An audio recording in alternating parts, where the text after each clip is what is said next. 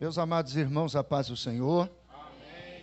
Louvamos a Deus por mais este momento que o Senhor nos permite estarmos aqui no bairro Brasil, juntamente com os irmãos, mesmo sentindo aqui a falta do pastor Abel, que está aí em tratamento, mas vamos continuar orando por ele. Eu quero ler um versículo, enquanto os irmãos estão de pés, aliás, um verso.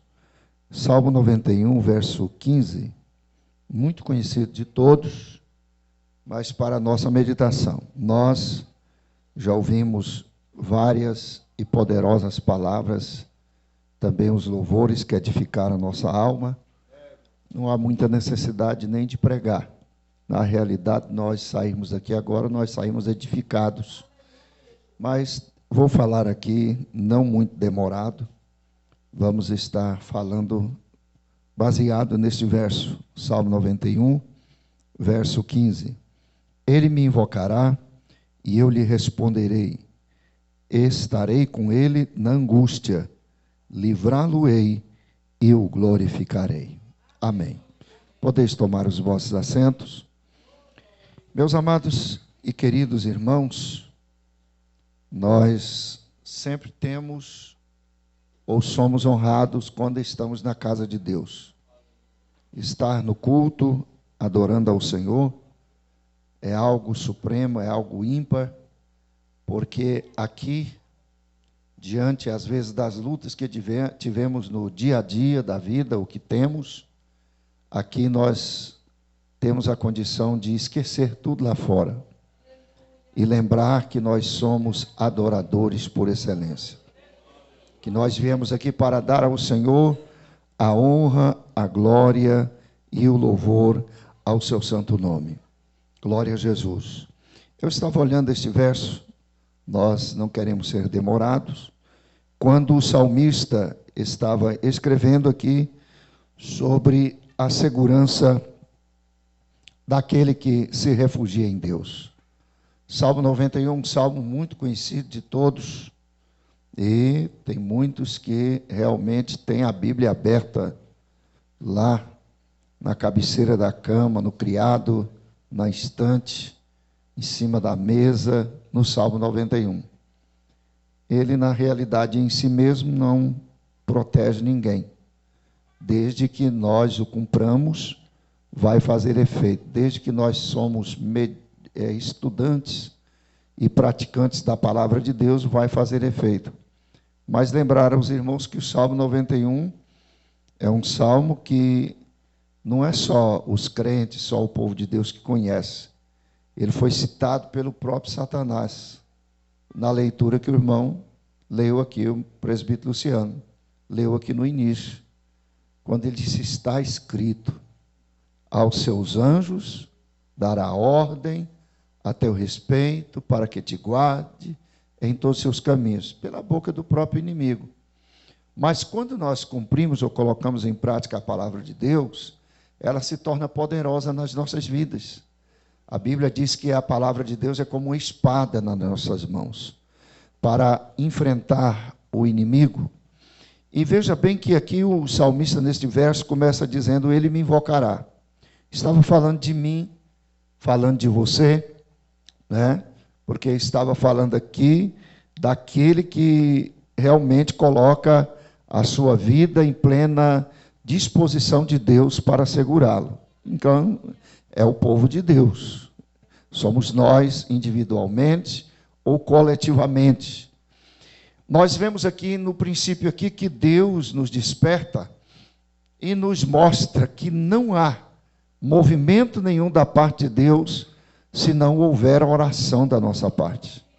Se nós, na realidade, não despertarmos para orar, para buscar a presença de Deus. Nós temos que disponibilizar de tempo. Nós estamos aí esses dias nesse propósito de oração ali na sede, muitas congregações também estão. E a gente vê que muitos chegam depois da oração. Outros, por exemplo, chegam no momento da oração, mas não dobram os seus joelhos. Não oram, não buscam a Deus. Então, na realidade, falta propósito na vida das pessoas. falta propósito nas nossas vidas como crentes, de buscar a presença de Deus. Nós temos que invocar a resposta de Deus, ela só virá se nós mandarmos daqui para o céu a nossa oração. A oração que é uma via de mão dupla. Você manda a sua necessidade, o seu pedido, a sua glorificação, e Deus manda de lá a resposta, o poder, nos visita, nos dá a vitória que nós precisamos. Até porque nesse verso, o salmista está dizendo, Deus dizendo através do salmista, Ele me invocará e eu lhe responderei. Porque se olharmos aqui, quem teria que ser invocado não era o próprio salmista, não era o escritor do salmo, era Deus. Então era Deus usando o salmista para mostrar que ele precisa ser adorado, que ele precisa ser reconhecido como Senhor dos Senhores, que ele precisa ser reconhecido como aquele que sabe, que pode e que realiza todas as coisas para a glória do seu santo nome e o bem-estar daqueles que o buscam. Ele me invocará e eu lhe responderei. Aleluia. A resposta de Deus, ela tem momentos que ela vem imediato, mas tem momentos que demoram muito. Se você olhar Ana para obter a resposta que ela teve quando ela estava em Siló, e a Bíblia diz que ela só balbuciava, só mexia com os lábios, a ponto do sumo sacerdote tê-la como embriagada, ela demorou muitos anos, ó. Penina tendo filhos, humilhando ela, provocando ela, ela orando, ela buscando, e Penina humilhando ela, e a luta aumentando, e quem sabe ela até pensando que a resposta não viria, mas um dia Deus usou Eli e disse, próximo ano você vai estar aqui com um filho nos braços. Então às vezes pode demorar, mas ela vai chegar, se eu não desistir. Se eu não desistir, a resposta de Deus vai chegar.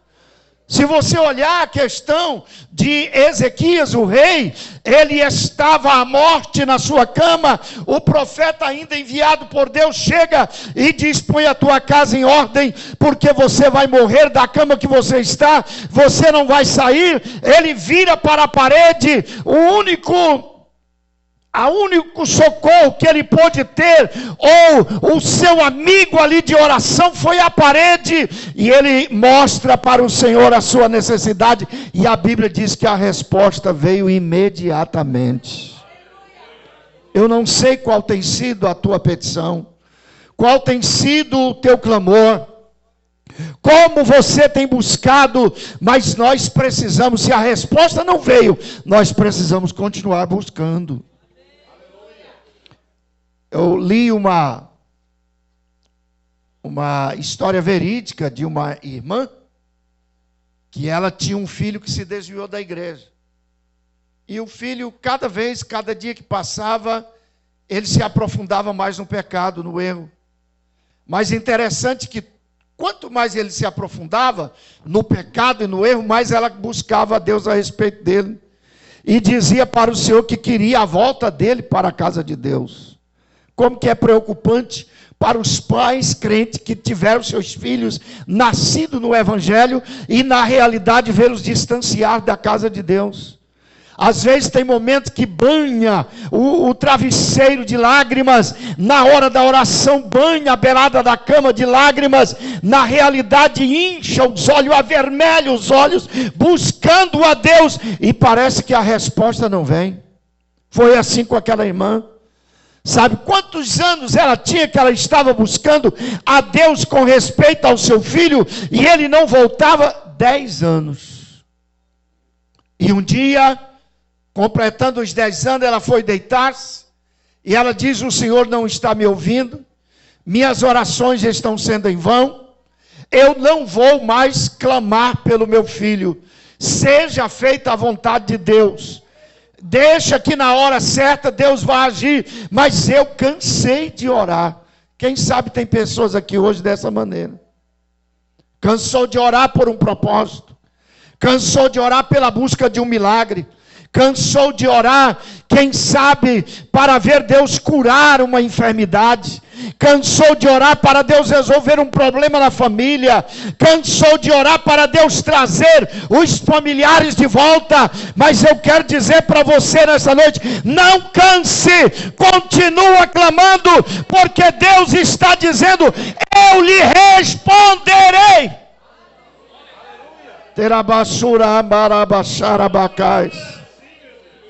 Ela foi deitar sem orar, mas parece que lhe estava faltando algo, e ela não dormia, de olhos abertos, olhando para o teto da casa. De repente ela teve uma visão que ela não esperava ter.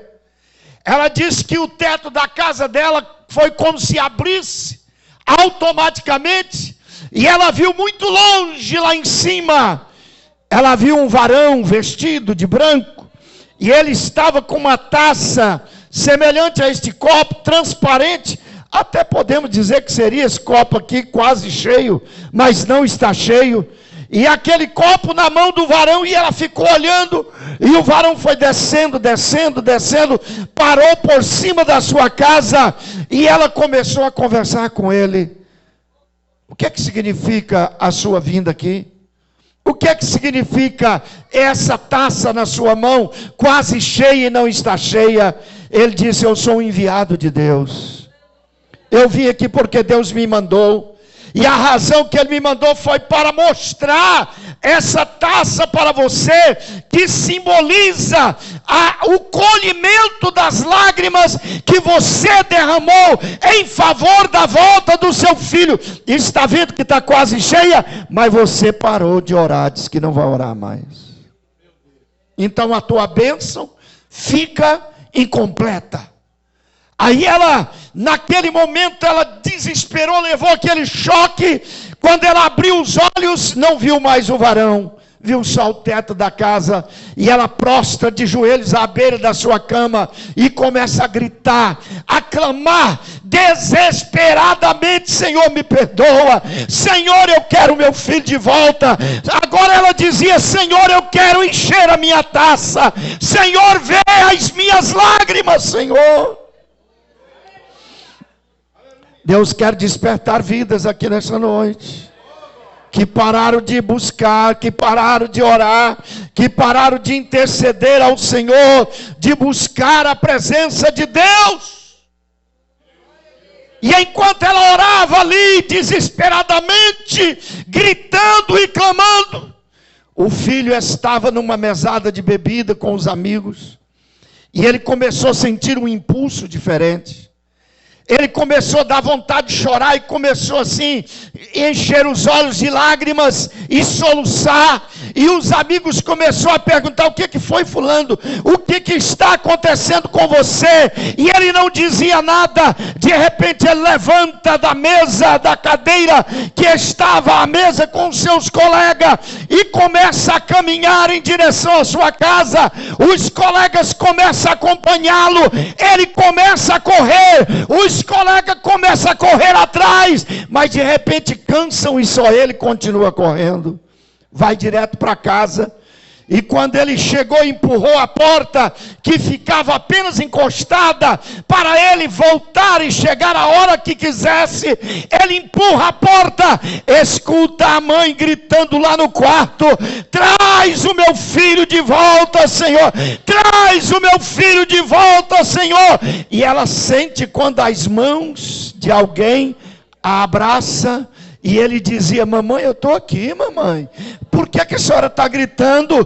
Traz o meu filho de volta, eu estou aqui. Olha eu aqui. E ela levanta e conta a visão para ele. E naquela madrugada, ele volta-se para Jesus. A taça encheu. Como que está a taça da sua oração? A resposta só virá quando a sua taça encher. Ele me invocará, eu lhe responderei. Agora uma outra coisa aqui que eu não tenho muito tempo, que eu olho aqui na sequência do verso, é que o salmista escreve dizendo assim, Deus dizendo através dele, entrarei com ele na angústia. Passar angústia não é bom. Ninguém quer passar angústia. Ninguém quer passar por tribulação. Ah, horas difíceis é hora de angústia, é hora de tribulação. Parece, tem hora que o mundo está desabando. Parece que não tem aonde a gente firmar a mão e pensamos que vamos cair, que vamos ser destruídos, porque a angústia não ficou para ser humano, mas nós temos que passar ela. É interessante. E nós queremos sair, aí é a hora que o crente faz propósito de oração, que o crente jejuma, que o crente consagra, faz ciclo de oração, vai na casa do irmão e pede para ajudá-lo, vai ali, vai no ciclo de oração, pede ajuda, coloca o nome no caderno, escreve lá, manda para o púlpito, e assim por diante, porque ele quer sair da angústia. Mas nem sempre Deus automaticamente vai nos tirar da angústia. Ele não está prometendo aqui que nos vai tirar da angústia. Ele diz, eu vou entrar com você na angústia. Você não vai sair da angústia, mas eu vou entrar com você na angústia. Agora, irmão, se nós como crentes não estamos dando conta e Deus entra conosco na angústia, vai tudo acalmar. Vai tudo se tornar glória, vai ser a semelhança de Jó, que no meio das maiores tribulações, percas e angústia, ele dizia, eu sei que o meu Redentor vive, e que por fim se levantará sobre a terra. E ainda que a minha carne, a minha pele realmente fique ressequida, eu perca tudo, os meus olhos e não outro verão o Senhor. Oh, glória a Deus. A angústia é lugar de aperfeiçoamento. A angústia é lugar de renovo. A angústia é lugar de ser visitado pelo céu. A angústia é lugar que Deus batiza com o Espírito Santo. A angústia é o lugar que Deus renova a vida, a consciência, a fé de cada cristão. Deixa eu te dizer nesta noite, eu não sei qual é a angústia que você está dentro dela. Não sei qual é a luta que você está passando, mas Deus está dizendo, se você me invocar, eu vou te responder e vou entrar com você na angústia. Nem sempre Deus vai livrar a princípio. Se você olhar, Deus não livrou José de ser lançado na cova, mas preparou uma caravana para vir, e através dela ele sair da cova e com vida, porque os seus irmãos queriam matá-lo.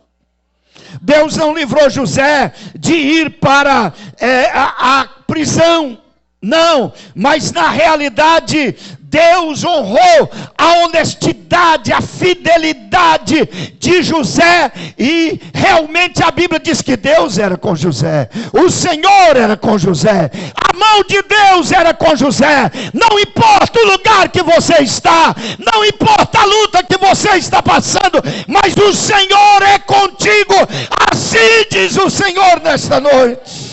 Quem crê vai recebendo, vai recebendo. Deus tem milagres para operar aqui na sua vida. Mas a vitória veio para José, porque Deus estava com ele, quando ele menos esperava. Porque quando o copeiro foi sair ali da prisão, ele disse, lembra-te, quando você estiver diante do rei, cita o meu nome lá, não me esqueça. Mas Deus fez o copeiro esquecer. Por que Deus fez isso? Porque na realidade a vaga que estava tendo lá no palácio era apenas para um padeiro. E Deus não queria José como padeiro no Egito. Deus quer te honrar mais do que você pensa. Deus quer te erguer mais do que você pensa. Deus não queria que José ocupasse uma cadeira ou um lugar de padeiro no reino. Mas no tempo certo foi substituído o padeiro. Aí Deus incomoda Faraó, Deus entra com ação, Ele vai incomodar aquele que às vezes você pensa que nunca vai olhar para você, mas se Deus está na sua vida, Ele vai te honrar no momento certo. Então espera o momento de Deus. Passou-se 2 anos, Deus incomoda Faraó, ele tem um sonho. inclusive dois ao mesmo tempo, com o mesmo sentido. Aí Deus diz: agora é a hora do meu servo, que está precisando de um administrador, está precisando de um homem cheio do Espírito, está precisando de um homem que me honre, um homem honesto, um homem fiel. Aí tira José lá e coloca no trono para governar ao lado de Faraó. Deus não livrou ele da cova, não, irmão. As covas vão vir, as prisões podem chegar, as angústias imerecidas podem acontecer, mas Deus está dizendo: eu entro com você na angústia. Deus não livrou Sadraque, Mesaque e Abidnego com toda a fidelidade que eles teve de adentrar na fornalha de fogo ardente. Não. Só que a Bíblia mostra que quando eles foram lançados, o Senhor já estava lá. Ele está dizendo: eu vou entrar com você na angústia. Aleluia! E não deixou eles queimar, não deixou a luta, o problema, o fogo os queimar, não deixou eles serem atingidos, os livrou do fogo ardente. E Nabucodonosor teve que gritar e disse: Sadraque, Mesaque, Abidnego, venha para fora. E eles saíram. E interessante, Nabucodonosor disse assim: olha, cheira esses homens aí. Não tinha cheiro de fumaça. Os seus chapéus, seus chinelos, suas roupas, seus cabelos não queimaram, porque na realidade Deus os cobriu com o manto da sua proteção. Aqui nesta noite tem manto de proteção. Aqui nesta noite tem graça. Aqui nesta noite tem vitória para a sua vida. Se você crer, vai recebendo.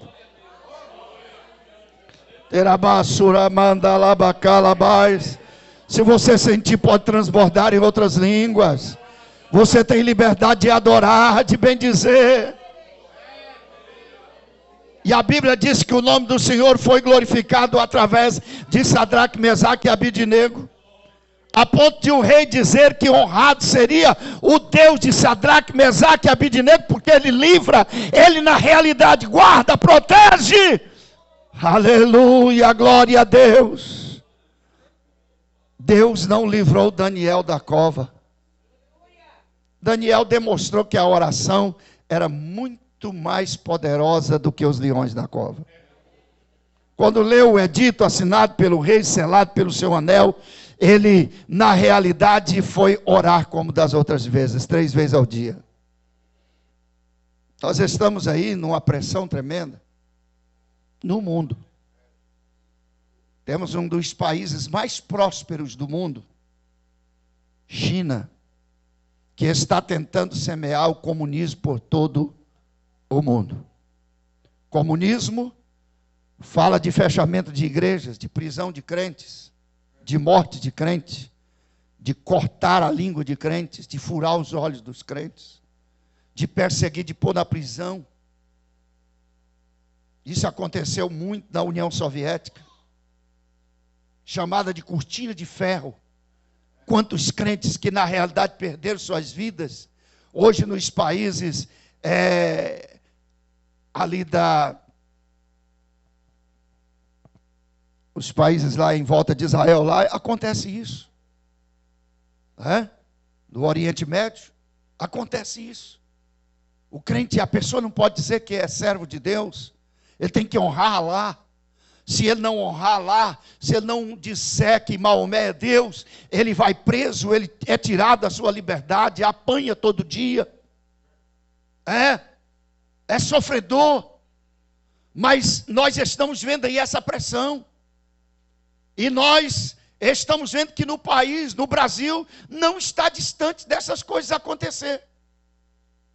Não está distante do comunismo imperar. Que ele teve uma vez que começou a imperar e foi banido no caso do governo, mas estão aí novamente. Até porque esse pessoal comunista estão tomando conta do Brasil. estão comprando as melhores terras, as melhores empresas, estão na realidade, estão na nata da sociedade, estão mandando com a sua autoridade, com o seu poder, e nós temos que buscar a presença de Deus, irmão. Porque muitas vezes nós estamos ficando um tanto distante de Deus. Nós estamos vendo os nossos cultos muitas vezes se esvaziarem. Parece que é essa doença que aconteceu, que parece estar banida, não sei. Na realidade era para trazer o povo para a igreja, era para aumentar a comunhão do crente com Deus, é para ter mais sensibilidade com a palavra, com a oração, com a busca. Mas infelizmente os tempos se esvaziaram. E nós temos que preparar, irmão, estar preparado. Tem uma eleição preponderante que vai acontecer daqui a 2 meses. E essa eleição vai determinar o que será o nosso país. E infelizmente nós temos que orar e estar buscando a presença de Deus, porque na realidade Deus não nos livra dessas coisas. Se fosse assim, não teria acontecido isso em Roma na época dos imperadores. Se nós estamos aqui hoje, é porque houve caminho de sangue de pessoas que morreram por amor a Cristo, sem negar o nome de Jesus, mas seu sangue era como semente que corria e brotava e se espalhava e chegou aqui no Brasil. Aí alguém diz: a Deus não vai permitir. Não ora não, não consagra não. Não busca a presença de Deus não. Não se consagra diante de Deus não. Muita gente vai negar o nome de Jesus. Muita gente vai que às vezes está até nos holofotes, dizendo assim na igreja, vão negar o nome de Jesus. Mas Deus está nos despertando nesta noite, dizendo para nós que Ele não escolheu um povo fraco, Ele escolheu um povo revestido de poder, de forma que nem as portas do inferno prevalecem contra a igreja. A igreja precisa estar preparado. Não importa se é o rei que assinou, não importa que foi ele que selou com o seu anel. O que importa é que eu preciso continuar declarando Deus como Senhor e o servindo em espírito e em verdade. Daniel preferiu orar. Foi para a cova dos leões. Irmão, às vezes a gente fala assim, cova dos leões, passa aquela imagem assim, tão distante. E eu quero dizer para os irmãos que ali era coisa séria. Ali era uma cova, era um buraco cavado no chão. E as pessoas que caíam ali eram estraçalhados automaticamente, porque principalmente quando tinha alguém para ser lançado, aqueles leões não se alimentavam. E um leão come muito, muita carne. E eles não eram alimentados, porque o alimento humano ia cair ali. E você acha que porque era Daniel, os leões foram alimentados? Não, senhores. Eles estavam famintos. Mas Daniel entrou lá. Interessante que parece ver.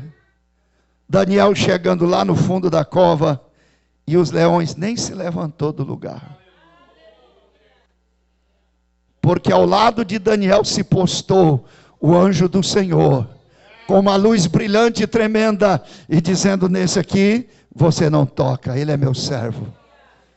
Aleluia, glória a Deus. Nesse aqui vocês não põem a boca, vocês não põem a mão, vocês não vai unhá-lo, vocês não vai mordê-lo. Fica tranquilo que vem um banquete amanhã. Pode ficar tranquilo que amanhã tem banquete. Aleluia, glória a Deus.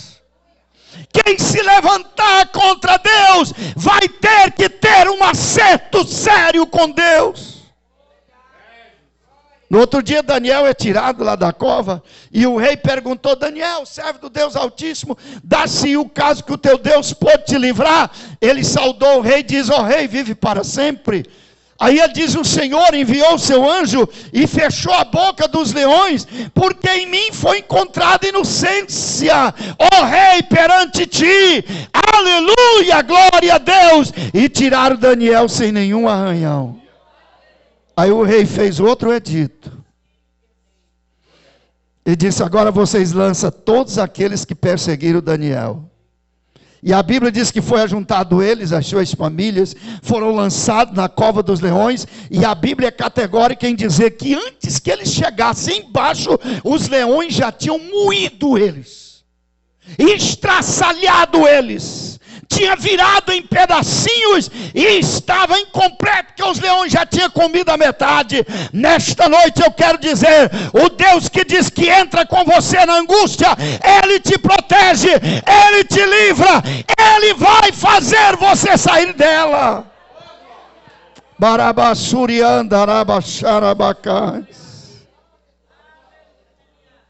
Quantos acreditam no milagre do Senhor? Acho que eu não preciso continuar pregando, Deus já falou aqui nessa noite. Você quer receber um milagre de Deus? Eu poderia pregar muito mais aqui, mas eu vou parar por aqui. Eu quero pedir à igreja para que se coloque de pés. Nós vamos estar orando ao Senhor. Debarabasura mandalabacá surianda sudeba. Alabarabachanda calabasurianda calabas. Quantos acreditam que Deus está aqui para te socorrer? Esse problema que você veio conduzindo, você pode voltar sem ele. Esta luta que você está enfrentando, pode você voltar sem ela para casa, glorificando ao Senhor. Porque aqui está o Deus que não nos livra a princípio da luta, mas Ele entra na luta para no meio dela nos dar vitória. Tem tantos casos na Bíblia dessa. Arabaçu demanda, Radácia. Poderíamos falar de Gideão, poderíamos falar de Josafá, poderíamos falar de Ezequias, poderíamos falar de João na ilha de Pátimos, poderíamos falar sobre muitos outros que Deus não livrou deles ir à batalha, mas lá na batalha Deus entrou com a providência e deu a vitória. E esta noite tem vitória. Se você acredita, vai recebendo em nome de Jesus, em nome de Jesus. Tebarabaço debas. Tem alguém que quer se entregar a Jesus, quer dar a sua vida a Cristo? Onde tem uma pessoa que quer aceitar Jesus como Salvador? Esse Deus que protege, esse Deus que livra, esse Deus que está ao nosso lado, mesmo nós não o vendo. Tem momentos que pensamos: Deus deixou de lado, Deus me abandonou. Não, irmão, é quando parece que Deus não está nos vendo, é que Ele está trabalhando ao nosso favor. Isaías 64:4 diz que nunca se ouviu de um Deus que trabalhe para aqueles que nele esperam. Você está esperando em Deus, então o seu socorro virá. Tem alguém que quer entregar a sua vida a Jesus? Não tem? Nós vamos orar nesse instante. Eu queria pedir, irmão Washington, faça essa oração aqui pelo povo nesse instante. Eu queria pedir aos obreiros, vamos estender as nossas mãos. Você também levante a sua mão. Vamos orar. Ora, irmão Washington. Querido Deus, amado Pai,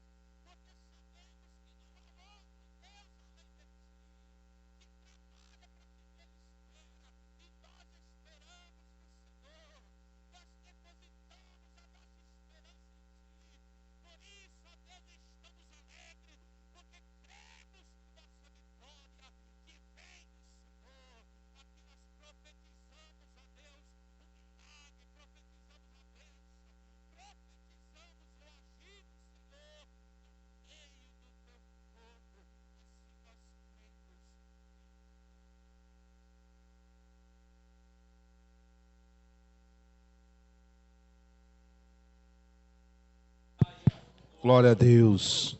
Aleluia, né? Que maravilhoso, né? Ouvirmos a palavra do Senhor, palavra digna de toda aceitação. Esse relógio que é chato, né?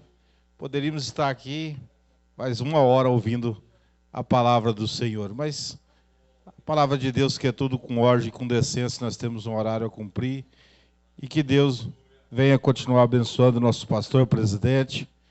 A irmã Tita não pôde estar aqui hoje, né, pastor? Mas o Senhor esteve, está aqui conosco, e Deus é contigo, pastor Jeremias também.